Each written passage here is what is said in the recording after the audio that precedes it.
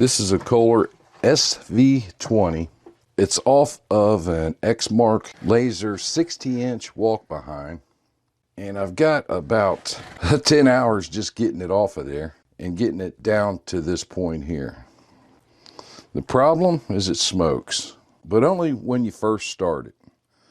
I didn't see it smoking any or much at all after it was running, but it was enough for the owner to want me to tear into this thing to see what the problem may be.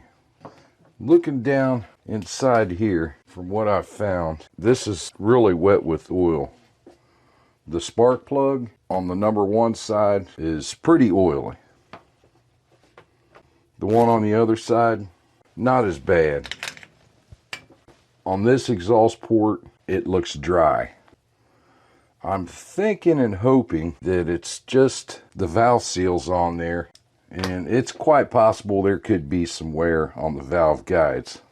Next thing is I'm going to get these heads off of it, take a real good look at those, and see if I can find anything wrong there. To remove the heads, you need to remove the rocker arms, the push rods, and the 4 bolts on each side. You'll find in the description below a link to my video where I completely reconditioned these heads, lapped the valves, and reinstalled them. With a second opinion at the local machine shop, I determined that the heads were in perfect shape and not the cause of the engine smoking.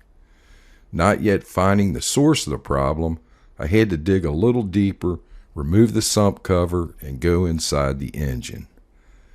Once inside, I found one of the cleanest 20-year-old engines I'd ever seen in my life.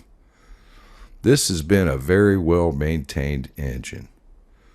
But don't let that fool you. Something is wrong and needs attended to. Once inside the engine, I focused my attention to the camshaft. You can plainly see the very last lobe on the camshaft that went to the exhaust port on the number 1 cylinder is completely gone. The amazing thing about it is the mower didn't seem to be running that bad, only running on 1 cylinder. Also see that 2 of the 4 hydraulic lifters have cups wore in the bottoms where they ride on the camshaft. Here's a little comparison between the old camshaft and the new one to kind of show you a little better view of what I'm talking about.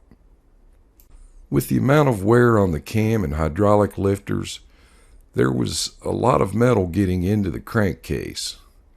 I removed the crankshaft and the pistons and found slight damage on one of the connecting rods. Right here you can see where a piece of metal got in there and carved a groove. I'll just lightly sand and smooth that out just a tiny little bit, and I'm not going to worry too much about it. I'll also polish the crankshaft and make sure I've got all the steel shavings off and out of the oil journals. There'll be a video in the description below on me doing this in another video. Check it out. Now, here's where things got a little scary for me, and I'll tell you why in a little bit. I took the oil pump out of the sump, and this thing had a lot of wear and tear. A rule of thumb in the automotive industry, if you've got the oil pan off of the engine, replace the oil pump. I like to apply this rule to lawnmower engines as well. The scary thing about it, you can't get this oil pump discontinued. The only option was to try to find a newer version sump cover with a new oil pump on it. I came up with part number 24-199-35-S. It's a complete sump cover with the oil pump, governor, gasket, and seal. At this time, they run about $300. My guess was that the oil pump is bad and most likely the culprit that caused the camshaft to wear like it did. Let's put this thing back together. With the Kohler cam and each individual lifter, Kohler supplies a tube of camshaft lube. Use a hole tube on each one of the lifters and a hole tube on the camshaft lobes.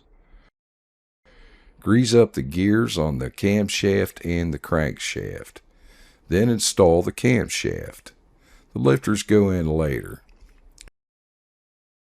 Be sure to line up those 2 alignment dots just as you see here. The newer versions of the sump use a gasket. The older ones just had silicone.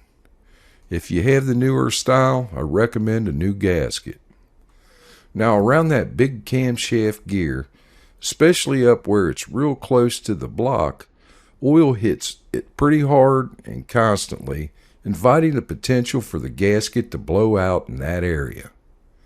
A thin layer of silicone on the block side of where the gasket sits ensures the gasket from blowing out.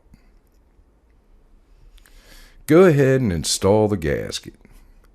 With the sump, you also get this new alignment pin.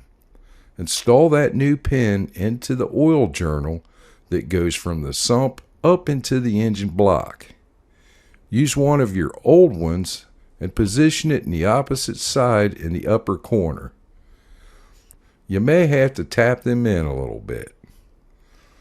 With our gasket on, our alignment pins in place, we're ready to put the sump on. This is an oil port. It transfers oil from the sump to the main part of the case and feeds all the journals to the crankshaft, oil filter, lifters, and all the other vital oiling locations throughout the engine. In this port, there's an O-ring. I'm only going to use silicone right here. I'm not doing the entire sump. Put a little silicone around the outside of where the O-ring will seat and clean it out with a little screwdriver or a pick. Earlier, we installed the alignment pin on the engine block that'll fit in this port hole. Lubricate all the places where the crankshaft and the camshaft are going to fit into the sump. Also lube the governor gear, cam gear, and the drive gear on the crankshaft. Line up and sit the sump over top of the crankshaft and align it with the alignment pins. Set it down until it stops. You'll be right where the seal is going to fit around the crankshaft. This is a very tight, double-lipped seal, so you'll want to take a pick or something that's not sharp and help it around the crankshaft so it doesn't flip on you. You'll see the sump fall once you get this done. Gently press it down until it stops again. Use a pair of channel locks and turn the crankshaft to align the governor gear and the oil pump gear with the camshaft gear until the sump falls in place. Don't try to force this. We're ready to bolt it down. You should have 10 bolts all the same length. You'll notice one of them is chrome plated. This one needs to be positioned right here next to the oil filter. Go ahead, put all the other bolts in and run them down. Torque the bolts down in the same pattern that you see me using here.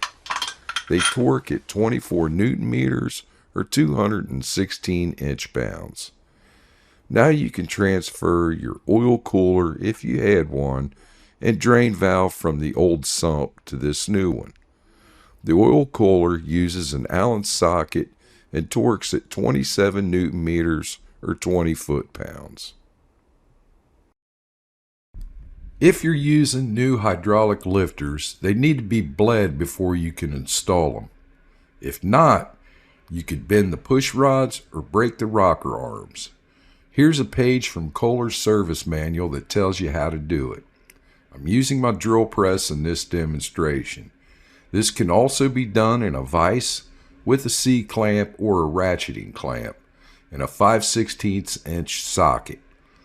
If using the vise or clamps, compress the inside of the lifter and just let it set for a few minutes.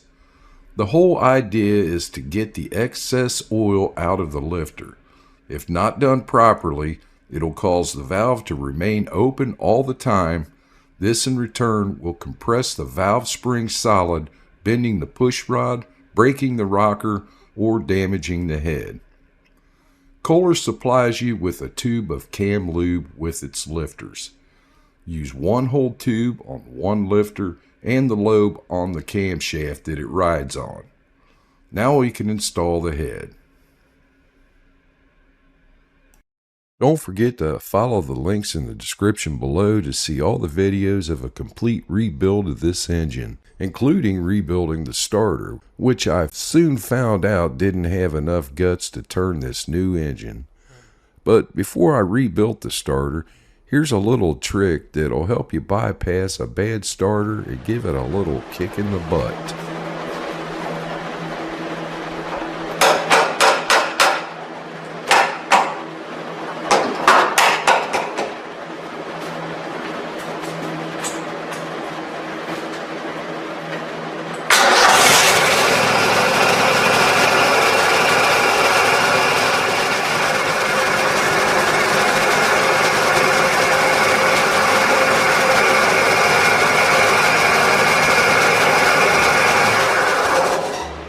Sounds pretty good.